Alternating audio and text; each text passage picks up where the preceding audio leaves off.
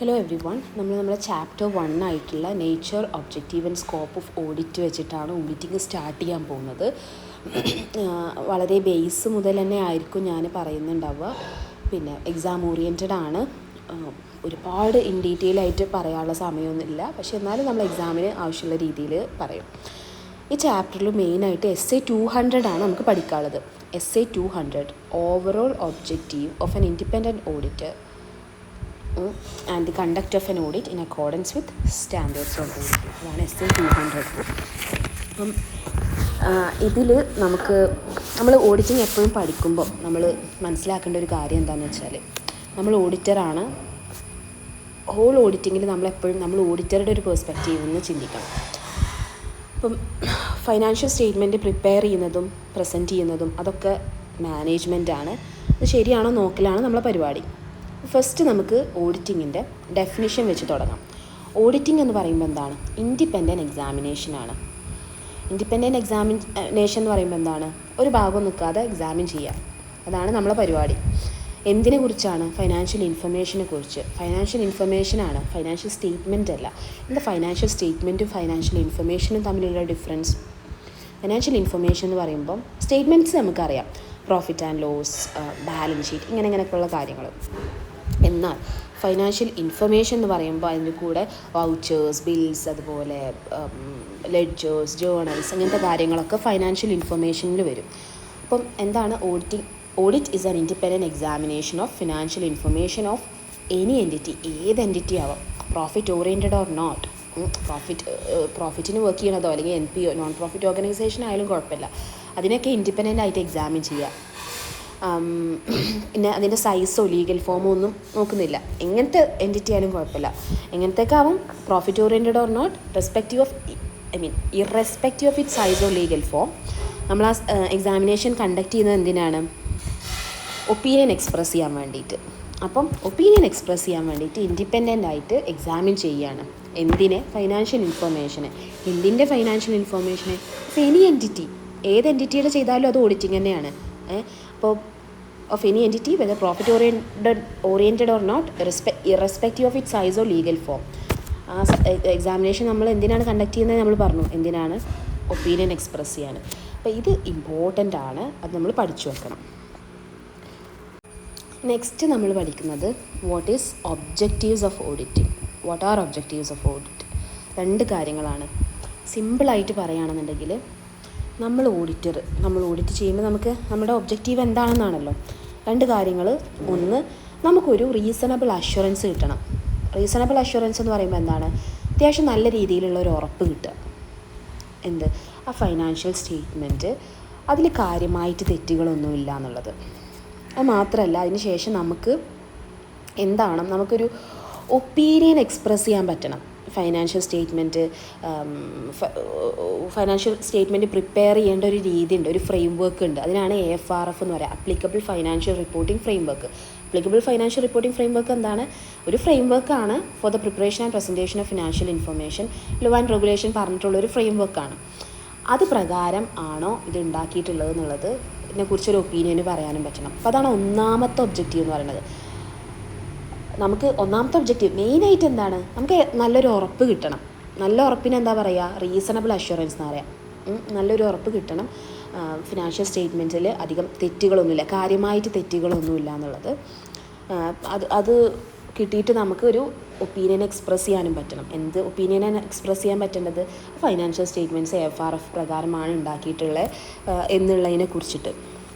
അപ്പം ഒന്നാമത്തെ എന്താണ്? To obtain reasonable assurance about whether the financial statement as a whole are free from material misstatement. കാര്യമായിട്ടുള്ള തെറ്റുകൾ.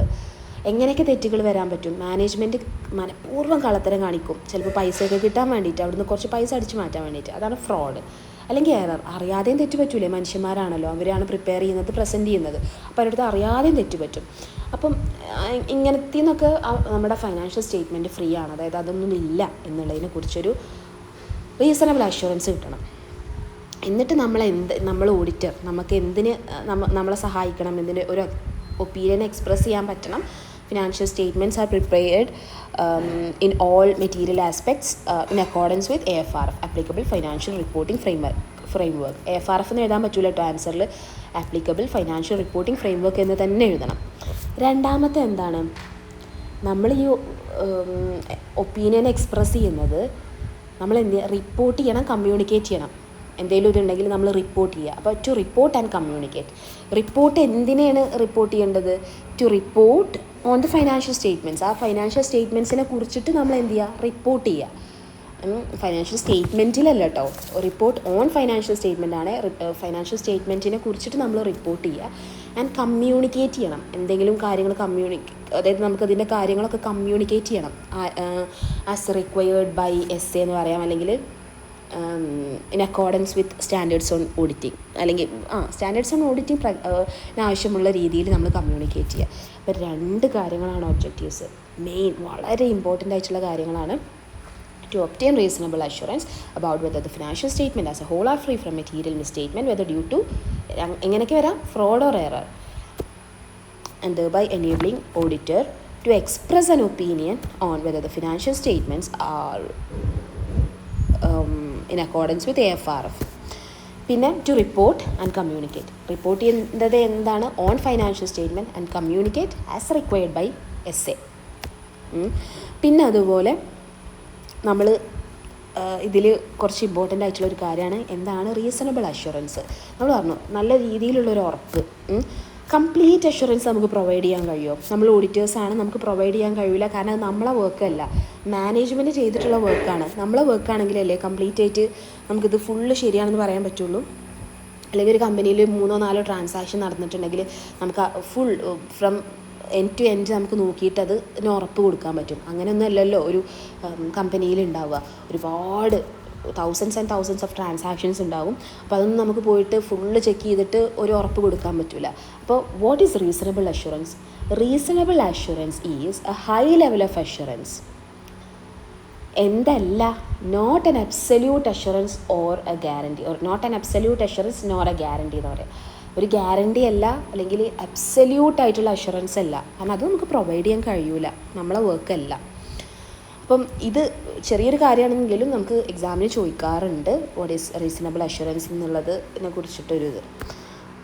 അപ്പം നമ്മൾ ഓഡിറ്റിംഗ് എന്താണെന്ന് പറഞ്ഞു, ഓഡിറ്റിങ്ങിൻ്റെ ഒബ്ജക്റ്റീവ്സ് പറഞ്ഞു. 2 ഒബ്ജക്റ്റീവ്സാണ് അത് പറഞ്ഞു. ഇനി നമ്മൾ സ്കോപ്പ് ഓഫ് ഓഡിറ്റിംഗ് ആണ് പറയാൻ പോകുന്നത്. എന്താണ് സ്കോപ്പ്? സ്കോപ്പ് എന്ന് പറയുമ്പോൾ ഓഡിറ്റർ എന്തൊക്കെ ചെയ്യണ്ടേ, എന്തൊക്കെ ചെയ്യുന്നത് എന്നുള്ള കാര്യങ്ങൾ. 4 കാര്യങ്ങളാണ് സ്കോപ്പിൽ വരുന്നത്.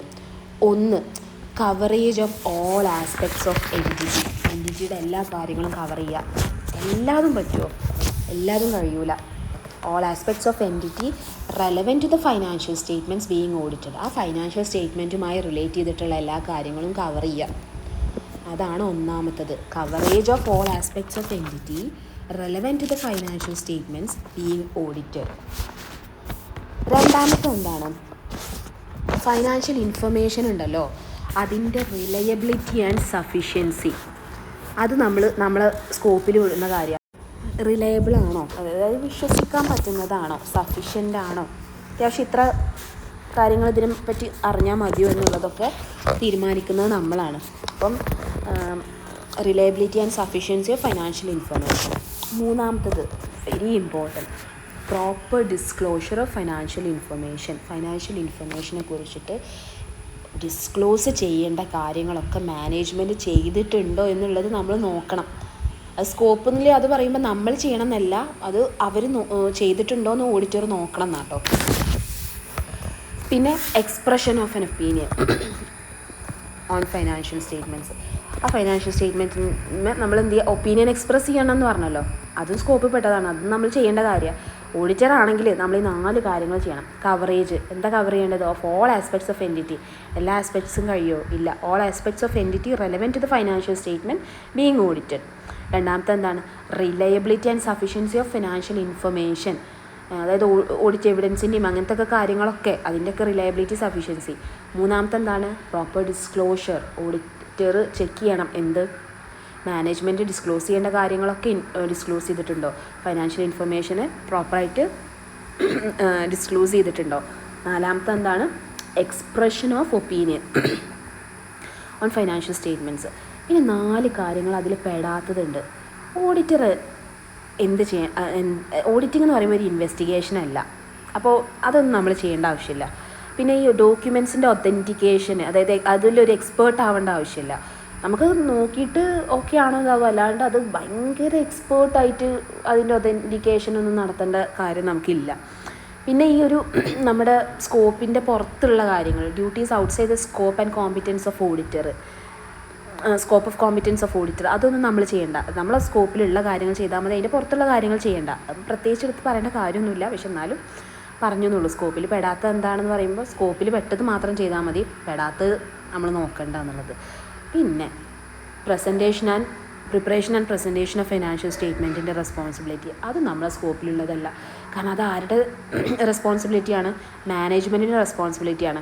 നമ്മുടെ ഒബ്ജക്റ്റീവ് അവിടെ എന്താണ്, അവർ ചെയ്തിട്ടുള്ളത് കറക്റ്റാണോ എന്നുള്ളത് നോക്കിയിട്ട് റീസണബിൾ അഷ്വറൻസ് പ്രൊവൈഡ് ചെയ്യുക. കാര്യമായിട്ടുള്ള മെറ്റീരിയൽ മിസ്റ്റേക്ക്മെൻ്റ് ഒന്നും വന്നിട്ടില്ല എന്നുള്ളതിനെക്കുറിച്ച് ഒരു റീസണബിൾ അഷ്വറൻസ് പ്രൊവൈഡ് ചെയ്തിട്ട് നമുക്കൊരു ഒപ്പീനിയനിലോട്ട് എത്താൻ പറ്റണം. ഈ മാനേജ്മെൻറ്റ് AFRF പ്രകാരമാണ് ഈ ഒരു ഫൈനാൻഷ്യൽ സ്റ്റേറ്റ്മെൻറ്റൊക്കെ പ്രിപ്പയർ ചെയ്തിട്ടുള്ളത് എന്നുള്ളത്. അപ്പം സ്കോപ്പിൽ പെടുന്ന 4 കാര്യങ്ങൾ: coverage of all aspects of entity, relevant to the financial statement being audited, reliability and sufficiency of financial information, proper disclosure of financial information, expression of opinion on financial statements. അപ്പം ഇത് വളരെ important ആണ്, അത് എന്തായാലും പഠിക്കുക. Very simple അല്ലേ? അപ്പോൾ നമ്മളിപ്പോൾ എന്തൊക്കെ പഠിച്ചു? What is the definition of auditing, what are the objectives of auditing, what is scope of audit. എന്താണ് ഒബ്ജക്റ്റീവ്സ്? ജസ്റ്റ് ഒന്ന് മെമ്മറൈസ് ചെയ്യുക. വേണമെങ്കിൽ ഒന്ന് പോസ് ചെയ്തിട്ട് മെമ്മറൈസ് ചെയ്തോളൂ കേട്ടോ. കാരണം ഞാൻ വളരെ ഷോർട്ടാക്കി പറയുന്നതുകൊണ്ട്, ചെറിയ സമയം കൊണ്ട് റിവൈസ് ചെയ്യണം എന്നുള്ളതുകൊണ്ട് ഞാൻ ജസ്റ്റ് പറയുകയാണ്. 2 കാര്യങ്ങളാണ് ഒബ്ജക്റ്റീവ്സ്. എന്താണ്? To obtain reasonable assurance. രണ്ടാമത്തെ എന്താണ്? To report and communicate. Report on financial statement and communicate as required by SA. അത്രയേ ഉള്ളൂ.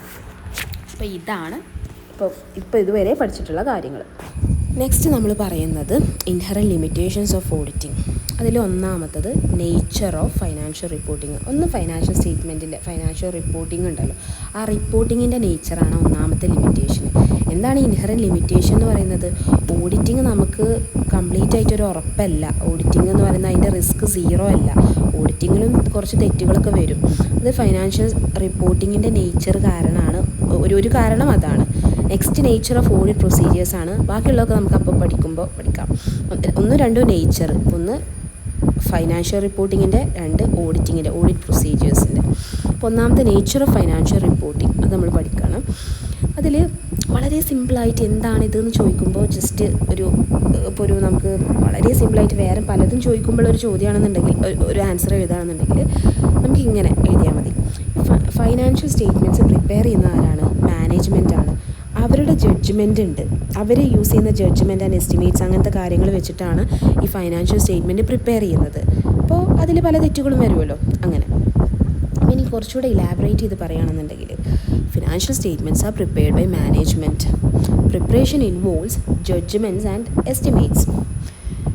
These judgements involves subjective decisions and uncertainty. എന്താണ് സബ്ജക്റ്റീവ് ഡിസിഷൻസ്? എക്സാമ്പിൾ പറയുകയാണ്, നമ്മൾ ഓഡിറ്ററാണ്, മാനേജ്മെൻറ്റ് അവിടെ ജഡ്ജ്മെൻറ്റ്സ് നടത്തുന്നുണ്ട്. അപ്പോൾ പല ടൈപ്പ് മാനേജേഴ്സ് പല രീതിയിലായിരിക്കും പല ജഡ്ജ്മെൻറ്റ്സ് നടക്കുക. ഓരോരുത്തരും ഓരോ ആളുകളല്ലേ. അപ്പം ഒരാൾ ആണെന്നുണ്ടെങ്കിൽ ചിലപ്പോൾ 10 years ആയിരിക്കും ഒരു മെഷീനറിക്ക് ഡിപ്രീസിയേഷൻ, ഒരു അസറ്റിന് ഡിപ്രീസിയേഷൻ കൊടുക്കുന്നത്.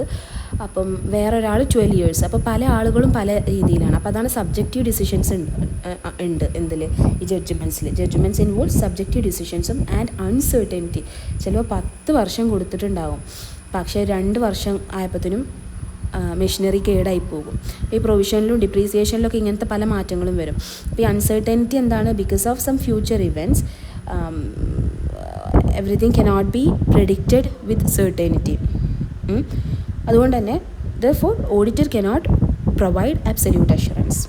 ഇതാണ് ഫസ്റ്റത്തെ ഇത് വരുന്നത്, ഈ മാനേജ്മെൻറ്റിൻ്റെ ജഡ്ജ്മെൻറ്റിൻ്റെ ആ ഒരു ഇതിൽ വരുന്നത്. രണ്ടാമത്തത്, മാനേജ്മെൻറ്റ് ഇൻറ്റേർണൽ കൺട്രോളിനും റെസ്പോൺസിബിൾ ആണ്. ഇൻറ്റേർണൽ കൺട്രോൾ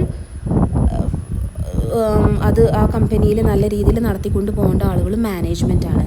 അവരെന്നെ അതിൽ കള്ളത്തരം കാണിക്കും, അവരെന്നെ കൊല്യൂഷൻസ് നടത്തും, അവരെന്നെ management may override the controls. എന്താണ് management may override the controls എന്ന് പറയുന്നത്? ഇത് ഇതുപോലെ തന്നെ പഠിക്കുന്നത് വളരെ നല്ലതാണ്. Management may override the controls. For example പറയുകയാണെങ്കിൽ 10 lakhs എബൌ 10 lakhs ഉള്ള ട്രാൻസാക്ഷനൊക്കെ ഒരു സീനിയർ മാനേജറിൻ്റെ അപ്രൂവൽ വേണം എന്നുള്ളതിൻ്റെ അങ്ങനത്തെ ഒരു കാര്യം ഉണ്ടെന്നുണ്ടെങ്കിൽ ഈ ടോപ്പ് ലെവലിലുള്ള സീനിയർ മാനേജ്മെൻറ്റിൻ്റെ ആളുകൾ തന്നെ എന്ത് ചെയ്യും? 9 lakhsന് താഴെയുള്ള കുറേ ട്രാൻസാക്ഷൻസ് ആക്കിയിട്ട് നടത്തും. അങ്ങനെ ആ കൺട്രോളിനെ ഒന്ന് മറികടക്കാൻ വേണ്ടിയിട്ട്, അതിനെ ഇതാക്കാൻ വേണ്ടിയിട്ട്. അപ്പോൾ ഒന്ന് സൈൻ ചെയ്യേണ്ട ആവശ്യമോ അങ്ങനെയൊന്നും ഇല്ലല്ലോ. അപ്പം അങ്ങനെ കുറച്ച് കള്ളത്തരങ്ങൾ, അല്ലെങ്കിൽ അത് കംപ്ലീറ്റ് ആയിട്ട് ചെക്ക് ചെയ്തിട്ട് ചെയ്യണമല്ലോ, സൈൻ ചെയ്യുക അങ്ങനെ ആകുമ്പോൾ. അപ്പോൾ അതാണ് management may override the control. Internal control 2 പോയിൻറ്റ്സാണ്, കൊല്യൂഷനും management may override the കൺട്രോൾസും. മറ്റേത് എന്താണ്? ജഡ്ജ്മെൻറ്റ് എങ്ങനെയാണ്? മാനേജ്മെൻറ്റാണ് ഫിനാൻഷ്യൽ സ്റ്റേറ്റ്മെൻറ്റ് പ്രിപ്പയർ ചെയ്യുന്നത്. അതിൽ അവരുടെ ജഡ്ജ്മെൻറ്റ് ഉണ്ട്. അതുപോലെ തന്നെ ഇറ്റ് ഇൻവോൾവ്സ് സബ്ജക്റ്റീവ് ഡിസിഷൻസും അൺസർട്ടനിറ്റിയാണ്. അൺസർട്ടനിറ്റി എന്താണ്? Because of future events everything cannot be predicted with certainty. ഇത്രയാണ് നേച്ചർ ഓഫ് ഫിനാൻഷ്യൽ റിപ്പോർട്ടിങ്. അപ്പം ഇതൊക്കെ കാരണം എന്താണ്? അവരുടെ ജഡ്ജ്മെൻറ്റൊക്കെ ഇങ്ങനെ ഡിഫറെൻ്റ് ആയതുകൊണ്ട് ബയാസ്ഡ് ആവും. അപ്പം അതൊരു ലിമിറ്റേഷനാണ് എന്നൊക്കെയാണ് ഇതിൽ പറയുന്നത്. അപ്പം നെക്സ്റ്റ് പറയുന്നത് നേച്ചർ ഓഫ് ഓഡിറ്റ് പ്രൊസീജിയേഴ്സ്. ഫ്രോഡ്സൊക്കെ ഓഡിറ്ററിനെ എല്ലാം കണ്ടുപിടിക്കാൻ പറ്റിക്കോളണമെന്നില്ല. Frauds may be undetected by auditor. കാരണം എന്താണ്? Frauds may involve sophisticated and carefully organised schemes. അവർ കള്ളത്തരം കാണിക്കുമ്പോൾ നല്ല പ്ലാൻ ചെയ്തിട്ടാണ് കാണിക്കുക. അല്ലെങ്കിൽ ദേ ആർ ഡീപ്ലി ലെയ്ഡ് എന്ന് പറയാം. അടച്ചു വെക്കാൻ മാക്സിമം അവർ അടച്ചു വെച്ച അങ്ങനത്തെ ഇതായിരിക്കും. അപ്പോൾ ഡിറ്റക്റ്റ് ചെയ്യാൻ ഇറ്റ്സ് വെരി ഹാർഡ്. അപ്പം ഈ ഒരു ഇതിൽ നമുക്കൊരു ക്വസ്റ്റ്യൻ വരുമ്പോൾ main point is there are practical and legal limitations on the auditor's ability to obtain audit evidence. Auditor എന്താ ചെയ്യുന്നത്? ഓഡിറ്റ് ചെയ്യുന്നത് ഓഡിറ്റ് എവിഡൻസ് കളക്ട് ചെയ്തുകൊണ്ടാണ്. Auditor obtain audit evidence by performing some audit procedures. അപ്പോൾ ഈ audit പ്രൊസീജിയേഴ്സിൽ ചില കാര്യങ്ങൾ ചെയ്യുമ്പം കുറച്ച് ലിമിറ്റേഷൻസ് ഉണ്ട്. ലീഗൽ ആൻഡ് പ്രാക്ടിക്കൽ ലിമിറ്റേഷൻസ് ഉണ്ട്. എന്താണ് പ്രാക്ടിക്കൽ ലിമിറ്റേഷൻസ്? നമ്മൾ ഓഡിറ്റ് ചെയ്യുമ്പോൾ നമ്മളിങ്ങനെ ഓരോ എവിഡൻസ് കളക്ട് ചെയ്യുമ്പോൾ അതൊരു പ്രിമാ ഫേസി എവിഡൻസാണ് നമ്മൾ കളക്ട് ചെയ്യുക. ഒറ്റ നോട്ടത്തിൽ അതെങ്ങനെയാണ്, അതായത് വലിയ കുഴപ്പമൊന്നുമില്ലാത്ത നല്ല വിശ്വസിക്കാൻ പറ്റുന്ന എവിഡൻസ്. എന്നാൽ ചിലപ്പോൾ ആഴത്തിൽ പോയി ഇതാവുമ്പം അത് ചിലപ്പോൾ ശരിയായിക്കൊള്ളുന്നില്ല. അതാണ് പ്രിമാ ഫേസി. ആദ്യ കാഴ്ചയിൽ ശരിയെന്ന് തോന്നിക്കുന്ന തെളിവ്. ചിലപ്പോൾ അത് ശരിയായിരിക്കും, ചിലപ്പോൾ ശരിയായിക്കൊള്ളണമെന്നില്ല. അപ്പോൾ ചില സമയത്ത് എന്താണ്, നമുക്ക് കൺക്ലൂസീവായിട്ടുള്ളൊരു എവിഡൻസ് ഒന്നും കളക്ട് ചെയ്യാൻ പറ്റൂല. We collect prima facie evidence, not conclusive. And we do audit on or we test on സാമ്പിൾസിനെ ടെസ്റ്റ് ചെയ്യുന്നത്. അല്ലാണ്ട് we don't test all the transactions or balances. അതും എല്ലാം കൂടെ ടെസ്റ്റ് ചെയ്യൽ നടക്കില്ല. കാരണം അത് പ്രാക്ടിക്കലി പോസിബിൾ അല്ല. നമുക്ക് പ്രിമാ ഫേസി എവിഡൻസ് കളക്ട് ചെയ്യലും അതുപോലെ തന്നെ സാമ്പിളിനെ ഓഡിറ്റ് ചെയ്യലും നടക്കുള്ളൂ. അതൊരു പ്രാക്ടിക്കൽ ലിമിറ്റേഷനാണ്. അങ്ങനെ മാത്രമേ നമ്മളെ കൊണ്ട് ചെയ്യാൻ കഴിയുന്നുള്ളൂ എന്നുള്ളത്. പിന്നെ ദർ ആർ ലീഗൽ ലിമിറ്റേഷൻസ്. എന്താണ് legal limitations? We collect or we do audit on the basis of information provided by the management. നമുക്ക് പ്രൊവൈഡ് ചെയ്യുന്ന ഇൻഫർമേഷൻ വെച്ചിട്ടാണ് നമ്മൾ എന്ത് ചെയ്യുന്നത്? ഓഡിറ്റ് ചെയ്യുന്നത്. അവരെന്ത് ചെയ്യാം? ചിലപ്പോൾ ഇൻകംപ്ലീറ്റ് ഓർ അൺറിലയബിൾ ഇൻഫർമേഷൻ നമുക്ക് പ്രൊവൈഡ് ചെയ്യുന്നുണ്ടാകും. അപ്പം അത് അവരുടെ അടുത്തുനിന്ന് പോയിട്ട് നമ്മൾ തട്ടിപ്പറിച്ച് വാങ്ങിക്കലോ അങ്ങനെയൊന്നും നടക്കില്ല. അതാണ് ലീഗൽ ലിമിറ്റേഷൻ വരുന്നത്. അപ്പോൾ എന്തൊക്കെയാണ് അതിൽ പറയുന്നത്? ഒറ്റ വാക്കിൽ എന്തെങ്കിലും എഴുതാൻ പറയുകയാണെന്നുണ്ടെങ്കിൽ there are practical and legal limitations. Practical limitation എന്താണെന്നുള്ളത് പിന്നെ നമുക്ക് ഡീറ്റെയിൽ ആയിട്ട് ഉള്ളൊരു ഇതാണെന്നുണ്ടെങ്കിൽ എഴുതിയാൽ മതി. അപ്പോൾ എന്താണ്? We collect only prima facie evidence, not conclusive ones. പിന്നെ we do audit on the samples or we do testing on the samples. അതെന്താണ്? ഒരു പ്രാക്ടിക്കൽ ലിമിറ്റേഷനാണ്. പിന്നെ ദർ ആർ ലീഗൽ ലിമിറ്റേഷൻ. എന്താണ്? We do audit on the basis of the information provided by the management. They may provide incomplete or unreliable information. പിന്നെ fraud എങ്ങനത്തെ ഫ്രോഡുകളൊക്കെ ആയിരിക്കും? They might be deeply laid or fraud may involve sophisticated and carefully organized schemes. അത്തരങ്ങൾ അടച്ചു വെക്കാൻ പല രീതിയിലും പല കാര്യങ്ങൾ ചെയ്തിട്ടുള്ള ഫ്രോഡുകളായിരിക്കും. അപ്പോൾ എന്താണ്?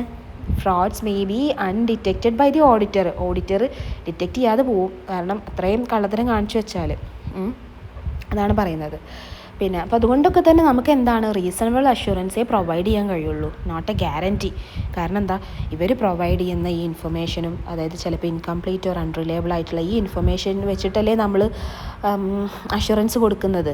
അല്ലെങ്കിൽ നമ്മൾ ഈ ഓഡിറ്റ് ചെയ്യുന്നത് സാമ്പിളിങ് വെച്ചിട്ടാണ്, അല്ലെങ്കിൽ ആ പ്രിമാഫേസി എവിഡൻസ് വെച്ചിട്ടാണ്.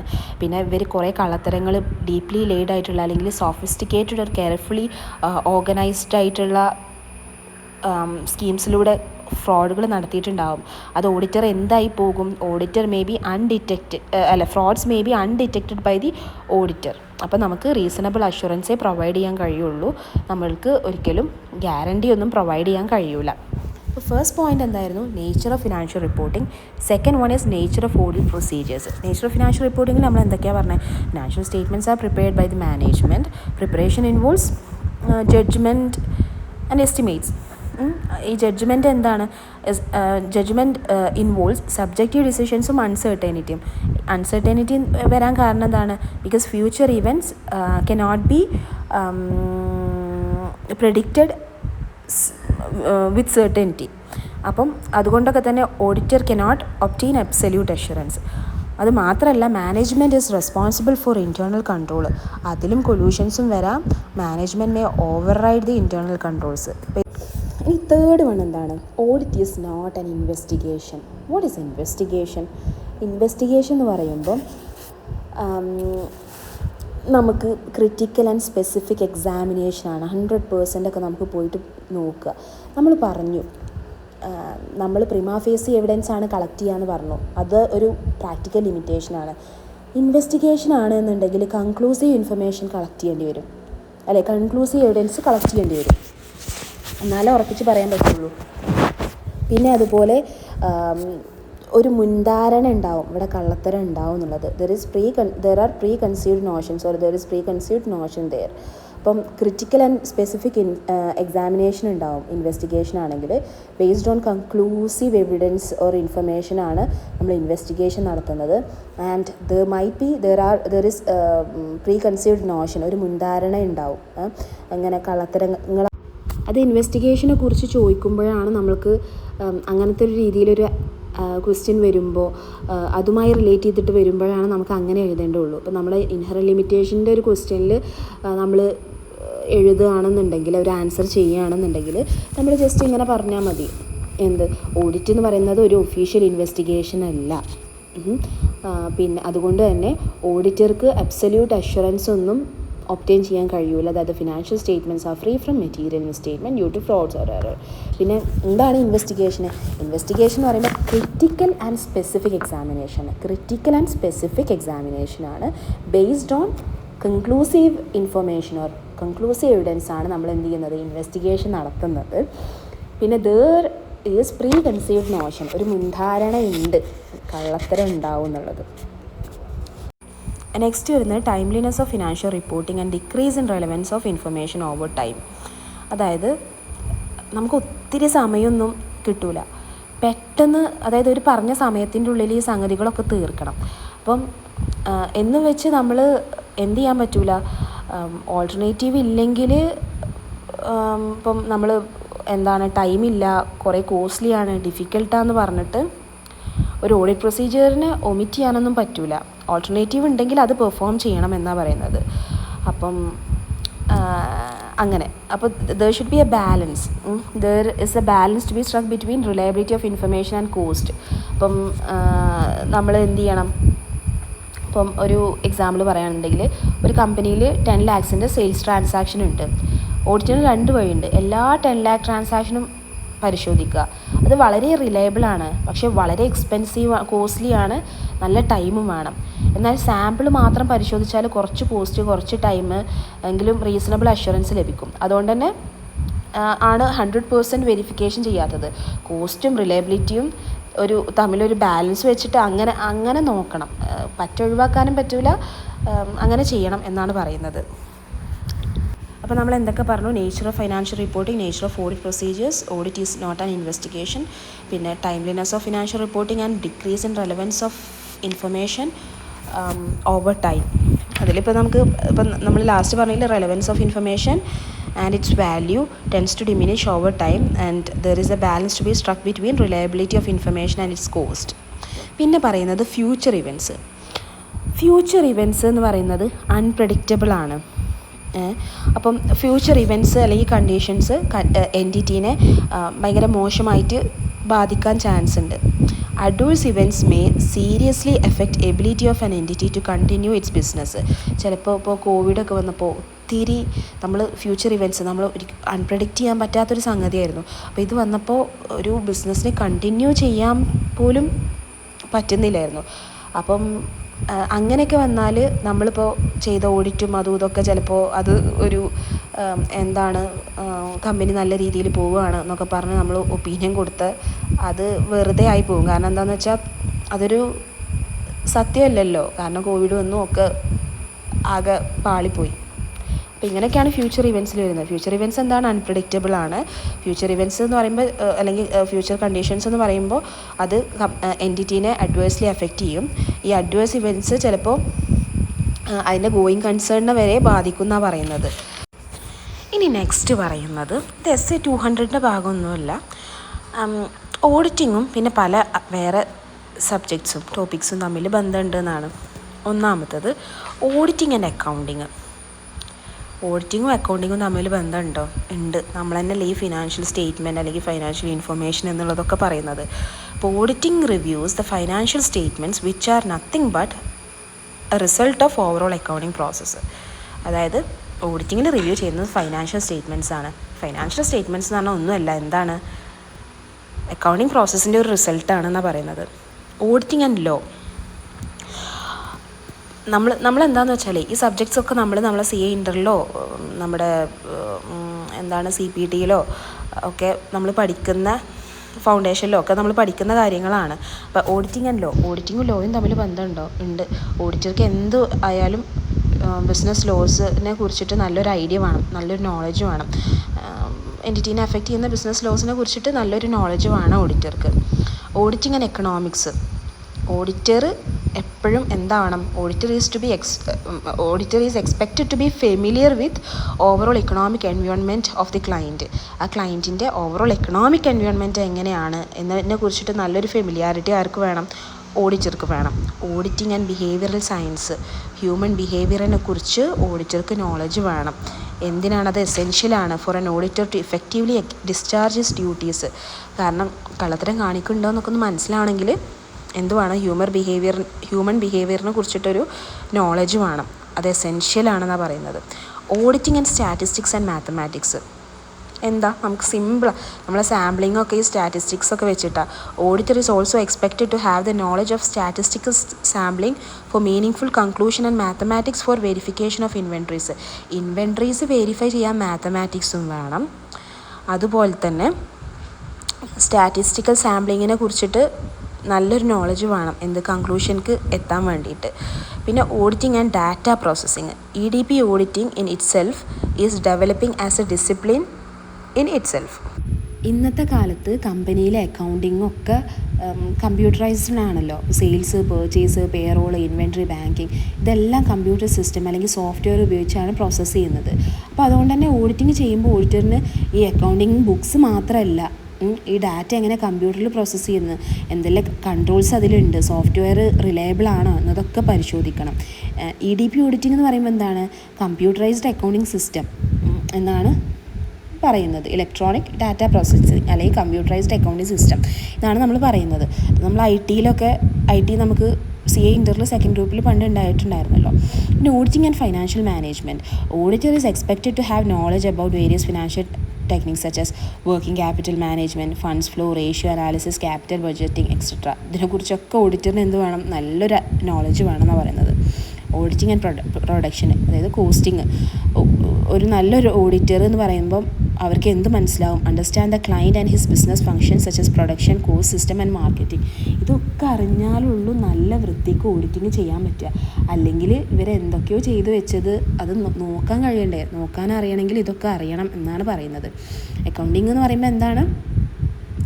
ഓഡിറ്റിംഗ് ആൻഡ് അക്കൗണ്ടിങ് റിലേഷൻ എന്താണ്? ഫിനാൻഷ്യൽ സ്റ്റേറ്റ്മെൻ്റ് ആണ് ഓഡിറ്റർ ഓഡിറ്റ് ചെയ്യുന്നത്. അതെന്ന് പറയുന്നത് ഒന്നുമല്ല, ഓവറോൾ അക്കൗണ്ടിങ് പ്രോസസ്സിൻ്റെ ഒരു റിസൾട്ടാണെന്നുള്ളത്.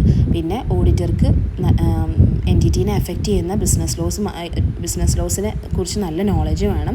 പിന്നെ ആ ഒരു ക്ലയൻറ്റിൻ്റെ എക്കണോമിക് എൻവയോൺമെൻറ്റിനെ കുറിച്ചിട്ട് നല്ല ഫെമിലിയർ ആവണം. പിന്നെ ബിഹേവിയറൽ സയൻസ്, അത് ഹ്യൂമൻ ബിഹേവിയറിനെ കുറിച്ച് നല്ല ഐഡിയ വേണം. എന്നാലുള്ളൂ നല്ല അടിപൊളിയായിട്ട് ഡ്യൂട്ടീസൊക്കെ ചെയ്യാൻ പറ്റുക. Auditing and statistics and mathematics, അതും ഓഡിറ്റിങ്ങും തമ്മിലുള്ള റിലേഷൻ എന്താണ്? സ്റ്റാറ്റിസ്റ്റിക്കൽ സാമ്പിളിംഗ് ഒക്കെ അറിഞ്ഞാലേ ഉള്ളൂ നല്ല ഒരു മീനിങ് കൺക്ലൂഷനിലോട്ട് എത്താൻ പറ്റുക. മാത്തമാറ്റിക്സ് എന്തിനാണ്? Verification of ഇൻവെൻട്രീസിനൊക്കെ.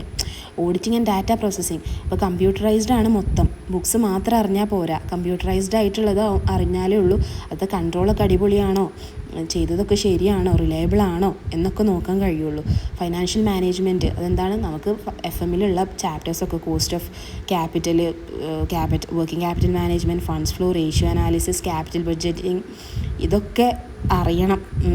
എന്നാലേ ഉള്ളൂ അടിപൊളിയായിട്ട് ഓഡിറ്റിങ് ചെയ്യാൻ പറ്റുക.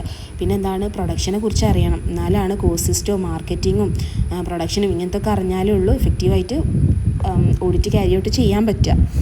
അപ്പം ഇത് സിമ്പിളാണ്, ജസ്റ്റ് പഠിച്ചു വെക്കുക.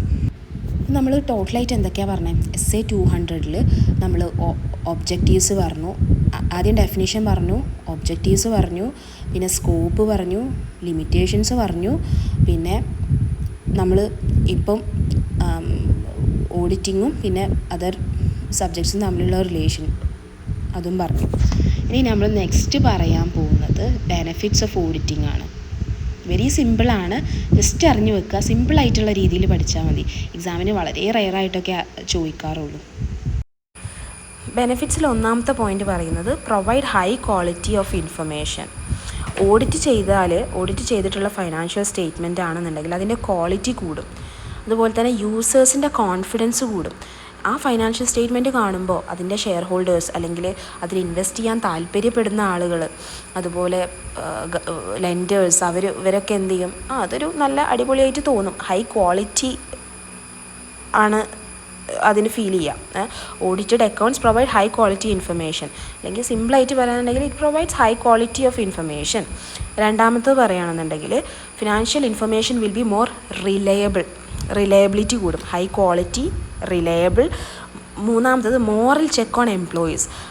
മോറൽ ചെക്ക് ഓൺ എംപ്ലോയീസ് എന്താണ്?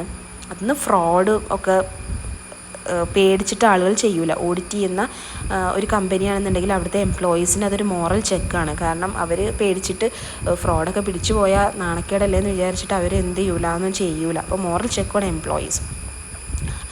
ഹൈ ക്വാളിറ്റി, മോർ റിലയബിളാണ്, മോറൽ ചെക്ക് ഓൺ എംപ്ലോയീസ്. പിന്നെ audited financial statements are helpful to the government authorities. എന്തിനാണ്? ടാക്സ് ലയബിലിറ്റി ഒക്കെ ഡിറ്റർമിൻ ചെയ്യാൻ, ടാക്സ് ഒക്കെ കളക്ട് ചെയ്യാൻ വേണ്ടിയിട്ട് എന്താണ് ഗവൺമെൻറ്റിന് ഒന്നും കൂടെ സുഖമാണ് ഓഡിറ്റ് ചെയ്തിട്ടുള്ള ഫൈനാൻഷ്യൽ സ്റ്റേറ്റ്മെൻറ്റ്സ് ആണെന്നുണ്ടെങ്കിൽ. പിന്നെ അതുപോലെ ലെൻഡേഴ്സ്, ബാങ്കേഴ്സ്, അവർക്കൊക്കെ ക്രെഡിറ്റ് ഡിസിഷൻസൊക്കെ എടുക്കാൻ എന്താണ് റിലയബിളാണ്. അപ്പം ലെൻഡ് ചെയ്യണോ, പൈസ കൊടുക്കണോ വേണ്ടയൊക്കെ നോക്കണമെങ്കിൽ ഈ പറഞ്ഞ ഫൈനാൻഷ്യൽ സ്റ്റേറ്റ്മെൻറ്റ്സ് ഓഡിറ്റ് ചെയ്തിട്ടുള്ളൊരു കമ്പനിയാണെന്നുണ്ടെങ്കിൽ അവർക്കിങ്ങനെ അത് നോക്കിയാൽ മനസ്സിലാവും ക്രെഡിറ്റ് ഡിസിഷൻസ് എടുക്കാൻ. പിന്നെ ഫ്രോഡോ എററോ ഒക്കെ ഡിറ്റക്റ്റ് ചെയ്യും, to detect fraud or error or both. പിന്നെ ഓഡിറ്റ് ചെയ്യുമ്പം existence and operation of internal control review ചെയ്യുന്നുണ്ട്. ഓഡിറ്റ് ചെയ്യുമ്പോൾ എന്ത് റിവ്യൂ ചെയ്യുന്നുണ്ട്? Existence and operation of internal control. അപ്പോൾ അതിലുള്ള ഡെഫിഷ്യൻസീസൊക്കെ പോയിൻ്റ് ഔട്ട് ചെയ്യാനും ഹെൽപ്ഫുള്ളാണ്, അല്ലെങ്കിൽ യൂസ്ഫുൾ ആണെന്നാണ് പറയുന്നത്. വെരി സിമ്പിളാണ്. 7 പോയിൻറ്റ്സ് ആണുള്ളത്. ഒന്ന് എന്താണ്? ഇൻഫർമേഷൻ്റെ ക്വാളിറ്റി കൂട്ടും, അതുകൊണ്ട് തന്നെ യൂസേഴ്സിന് കോൺഫിഡൻസ് കൂടും. Provide high quality of information and gives confidence to the users. രണ്ടാമത്തത് financial informations are more reliable. മൂന്നാമത്തത് എംപ്ലോയീസിന് മോറൽ ചെക്ക് ഓൺ എംപ്ലോയീസ്. നാലാമത്തത് ഗവൺമെൻറ് അതോറിറ്റീസിന് ഹെൽപ്ഫുള്ളാണ് ഫോർ ഡിറ്റർമിനിങ് ടാക്സ് ലയബിലിറ്റീസ്. അത് നമുക്ക് വേണമെങ്കിൽ എഴുതിയാൽ മതി. ജസ്റ്റ് നല്ല ഒരു മാർക്കിൻ്റെ ക്വസ്റ്റ്യൻ ആണെന്നുണ്ടെങ്കിൽ ഇത് ഫുള്ളായിട്ട് എഴുതിയേക്കണതാണ് ഏറ്റവും better. Helpful to the government authorities for determining tax liabilities. പിന്നെന്താണ് reliable to the lenders and bankers for making credit decisions whether to lend or not to lend to a particular entity. And audit may also detect fraud or error or both. അടുത്തത്, an audit reviews existence and operation of various controls in an entity, so it is useful in pointing out deficiencies. അപ്പോൾ ഈ ഒരു 7 points വളരെ simple പഠിച്ചു വെച്ചാൽ നല്ലതാണ്. Next പറയുന്നത് auditing mandatory ആണോ അല്ലേ എന്നുള്ളതാണ്. മാൻഡേറ്ററി ആണ് ഓഡിറ്റിംഗ് മാൻഡേറ്ററി അല്ല. എന്നാൽ കമ്പനീസിനൊക്കെ ഓഡിറ്റിംഗ് മാൻഡേറ്ററി ആണ്. അതുപോലെ ബാങ്ക്സ്, ഇൻഷുറൻസ്, കോപ്പറേറ്റീവ് സൊസൈറ്റി ഇവർക്കൊക്കെ ഓഡിറ്റിംഗ് മാൻഡേറ്ററി ആണ്.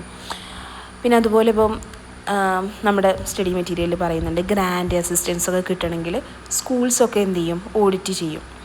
അതുപോലെ ഇപ്പോൾ നമ്മളിപ്പോൾ പറഞ്ഞല്ലോ കുറച്ച് benefits, high quality, more reliable, moral check on employees, അല്ലെങ്കിൽ അതുപോലെ റിലയബിൾ ടു ലെൻഡേഴ്സ് അല്ലെങ്കിൽ ബാങ്ക്സ് ഇവർക്കൊക്കെ. പിന്നെ ഫ്രോഡും ഇതൊക്കെ, അങ്ങനെ ഫ്രോഡും എററൊക്കെ ഡിറ്റക്റ്റ് ചെയ്യാനും അങ്ങനെ കുറേ കാര്യങ്ങളുള്ളത് കൊണ്ട്, അങ്ങനത്തെ ബെനിഫിറ്റ്സ് ഒക്കെ ഉള്ളതുകൊണ്ട് ചില ഓർഗനൈസേഷൻസ് എന്ത് ചെയ്യും, അവർ ഓഡിറ്റ് ചെയ്യും. അപ്പം വോളണ്ടറി ആയിട്ട് ഓഡിറ്റ് ചെയ്യാൻ പറ്റുന്നവരാരാ?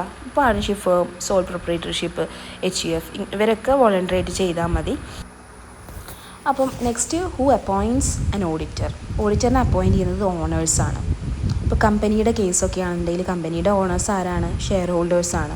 ആനുവൽ ജനറൽ മീറ്റിങ്ങിൽ shareholders are the owners of the company and auditor is appointed by them in AGM. എന്നാൽ ഗവൺമെൻറ് കമ്പനീസിലൊക്കെ എന്താണ്? CAG, controller and auditor general of India. ഇവരാണ് ഓഡിറ്ററിനെ അപ്പോയിൻറ്റ് ചെയ്യുന്നത്. ഇനിയിപ്പം ഒരു ഫേമിൻ്റെ കേസാണെന്നുണ്ടെങ്കിൽ പാർട്ട്നേഴ്സ്, അവർക്കാണല്ലോ ഇത് ശരിയാണോ എന്നൊക്കെ അറിയേണ്ടത്, അവരാണ് അപ്പോയിൻറ്റ് ചെയ്യുന്നത്. അപ്പം ഇങ്ങനെയൊക്കെയാണ് പറയുന്നത്. ഇത്രയേ ഉള്ളൂ ഇത്. അതുപോലെ റിപ്പോർട്ട് ചെയ്യുന്നത് ഈ അപ്പോയിൻറ്റിങ് അതോറിറ്റിക്കാണ്. ഇപ്പോൾ കമ്പനീസിന് മെമ്പേഴ്സിനാണ്, അല്ലെങ്കിൽ ഷെയർ ഹോൾഡേഴ്സിനാണ്. പാർട്ണർഷിപ്പ് ഫേമിൻ്റെ കേസാണെന്നുണ്ടെങ്കിൽ പാർട്ട്നേഴ്സിനാണ് റിപ്പോർട്ട് ചെയ്യേണ്ടത്. അപ്പം ഇത്രയൊക്കെ ഉള്ളൂ. ആർക്കാണ് റിപ്പോർട്ട് ചെയ്യേണ്ടതെന്നുള്ളതും ആരാണ് അപ്പോയിൻറ്റ് ചെയ്യുന്നതെന്നുള്ളതും. അതിൻ്റെ ഓണേഴ്സാണ് അപ്പോയിൻറ്റ് ചെയ്യുക. ഈ ഓണേഴ്സിന് തന്നെയാണ് എന്ത് ചെയ്യുക, റിപ്പോർട്ട് ചെയ്യുക. നെക്സ്റ്റ് നമ്മൾ പറയുന്നത് എന്താണ് എൻഗേജ്മെൻറ്റ് എന്നുള്ളതാണ്. എൻഗേജ്മെൻറ്റ് എന്താണ്? നമ്മൾ കല്യാണത്തിന് മുമ്പൊക്കെ എൻഗേജ്മെൻറ്റ് എന്ന് പറയുമ്പോൾ എന്താണ്? ഒരു അറേഞ്ച്മെൻ്റ് ആണ്, ടു ഡു സംതിങ്. കല്യാണം കഴിക്കുക എന്ന് പറയുന്ന ഒരു അറേഞ്ച്മെൻറ്റിനെയാണ് എൻഗേജ്മെൻറ്റ് എന്ന് പറയുന്നത്. അതുപോലെ തന്നെയാണ് ഇവിടെ ഓഡിറ്റിങ്ങിലാണെന്നുണ്ടെങ്കിൽ എന്താണ്? അതൊരു ഫോർമൽ എഗ്രിമെൻ്റ് ആണ്. What is engagement? Engagement is a formal agreement between ക്ലയൻറ്റും ഓഡിറ്ററും. ഓഡിറ്റർ എഗ്രി ചെയ്യും ഓഡിറ്റിംഗ് സർവീസ് പ്രൊവൈഡ് ചെയ്യാം എന്നുള്ളത്. ഓഡിറ്റർ ഓഡിറ്റിംഗ് സർവീസ് പ്രൊവൈഡ് ചെയ്യാം എന്നുള്ള ഒരു അത് എന്ത് ചെയ്യും, എഗ്രി ചെയ്യും. അതിനുള്ളൊരു ഫോർമൽ എഗ്രിമെൻ്റാണ്. അപ്പോൾ അതിനെങ്ങനെയാണ് അവർ എഗ്രിമെൻറ്റ് കൊടുക്കുക? ഒരു എൻഗേജ്മെൻറ്റ് ലെറ്ററിലൂടെയാണ്. അപ്പം എക്സ്റ്റേണൽ ഓഡിറ്റ് എൻഗേജ്മെൻ്റ് ആണ് ഇനി നമ്മൾ പറയുന്നത്. എക്സ്റ്റേണൽ ഓഡിറ്റ് എൻഗേജ്മെൻറ്റ് കമ്പനിക്ക് പുറത്തുള്ള ഒരു ഇൻഡിപെൻഡൻറ്റ് ഓഡിറ്ററിനെ ഫിനാൻഷ്യൽ സ്റ്റേറ്റ്മെൻറ്റ് ഓഡിറ്റ് ചെയ്യാൻ നമ്മൾ അപ്പോയിൻറ്റ് ചെയ്യുന്നതിൻ്റെ അറേഞ്ച്മെൻറ്റ്. എക്സ്റ്റേണൽ ഓഡിറ്റ് എൻഗേജ്മെൻറ്റ് എന്ന് പറയുമ്പോൾ എക്സ്റ്റേണൽ ഓഡിറ്ററിനെ അല്ലെങ്കിൽ ഇൻഡിപെൻഡൻറ്റ് ഓഡിറ്ററിനെ നമ്മൾ അപ്പോയിൻറ്റ് ചെയ്യുക. അപ്പോൾ ഇതിൻ്റെ പർപ്പസ് എന്താണ്? ഫിനാൻഷ്യൽ സ്റ്റേറ്റ്മെൻറ്റ്സ് പ്രിപ്പയർ ചെയ്യുന്ന മാനേജ്മെൻറ്റാണ്. ഇൻവെസ്റ്റേഴ്സ്, ബാങ്ക്സ്, ക്രെഡിറ്റേഴ്സ് ഇവർക്കൊക്കെ ഡൗട്ട്സ് വരും. മാനേജ്മെൻറ്റ് പ്രിപ്പയർ ചെയ്തിട്ടുള്ള ഫിനാൻഷ്യൽ സ്റ്റേറ്റ്മെൻറ്റ് റിലയബിൾ ആണോ, എന്താണ് ഒരു ട്രൂ ആൻഡ് ഫെയർ പിക്ചർ ആണോ തരുന്നത് എന്നുള്ളതൊക്കെ. അതുകൊണ്ടാണ് ഒരു ഇൻഡിപെൻഡൻറ്റ് എക്സ്റ്റേണൽ ഓഡിറ്ററിനെ അപ്പോയിൻറ്റ് ചെയ്യുന്നത്. ഓഡിറ്റിംഗ് കഴിഞ്ഞ് ഓഡിറ്റർ എന്ത് ചെയ്യും? ഓഡിറ്റ് ഒപ്പീനിയൻ കൊടുക്കും. അപ്പോൾ യൂസേഴ്സിൻ്റെ കോൺഫിഡൻസ് അവിടെ എന്ത് ചെയ്യും? എൻഹാൻസ് ചെയ്യും. അപ്പം the purpose of an external audit engagement is to enhance the degree of confidence of intended users of financial statements. അതിൻ്റെ പർപ്പസ് എന്താണ്? പുറത്തുനിന്നുള്ള ഒരാൾ ഇൻഡിപെൻഡൻറ്റ് ഓഡിറ്റർ ആണല്ലോ ഓഡിറ്റ് ഒപ്പീനിയൻ പറയുന്നത്. അപ്പോൾ അവിടെ ഡിഗ്രി ഓഫ് കോൺഫിഡൻസ് എൻഹാൻസ് ചെയ്യും യൂസേഴ്സിൻ്റെ. അപ്പം അതിനെയാണ് അങ്ങനെ പറയുന്നത്. Such engagements are also reasonable assurance engagements. അപ്പം അത് തന്നെയാണ് എന്ത് റീസണബിൾ അഷുറൻസ് എൻഗേജ്മെൻറ്റ്സ് എന്ന് പറയുന്നത്. അപ്പോൾ ഇത്രയേ ഉള്ളൂ. എന്താണ് എക്സ്റ്റേണൽ ഓഡിറ്റ് എൻഗേജ്മെൻറ്റിൻ്റെ പർപ്പസ്? യൂസേഴ്സിൻ്റെ കോൺഫിഡൻസ് എൻഹാൻസ് ചെയ്യുക. അപ്പം അതാണ് പർപ്പസ്. അപ്പോൾ എൻഗേജ്മെൻറ്റ് എന്താണ്? an arrangement to do something. ഓഡിറ്റിങ്ങിൽ പറയുകയാണെന്നുണ്ടെങ്കിൽ ഫോർമൽ എഗ്രിമെൻ്റ് ആണ് ബിറ്റ്വീൻ ഓഡിറ്ററും ക്ലയൻറ്റും, in which auditor agrees to provide auditing services. Engagement ലെറ്ററിലൂടെയാണ് ഇത് എന്ത് ചെയ്യുന്നത്? എഗ്രി ചെയ്യുന്നത്. Very simple. ഓക്കെ. അപ്പോൾ നമ്മൾ എന്തൊക്കെ പഠിച്ചു? ഒബ്ജക്റ്റീവ്സ് ഓഫ് ഓഡിറ്റിംഗ് പഠിച്ചു, സ്കോപ്പ്, പിന്നെ ഇൻഹെറൻറ്റ് ലിമിറ്റേഷൻസ് പഠിച്ചു, പിന്നെ അതുപോലെ എന്താണ് ബെനഫിറ്റ്സ് എന്നുള്ളത് പഠിച്ചു, ആരാണ് അപ്പോയിൻറ്റ് ചെയ്യുന്നത്, voluntary or involuntary, what is engagement. അത് മാത്രമല്ല ഓഡിറ്റിങ്ങും ബാക്കി വേറെ സബ്ജക്ട്സും തമ്മിലുള്ള റിലേഷൻഷിപ്പും പഠിച്ചു. ഇതൊക്കെയാണ് ഇപ്പോൾ ഇതുവരെ നമ്മൾ പഠിച്ചിട്ടുള്ളത്.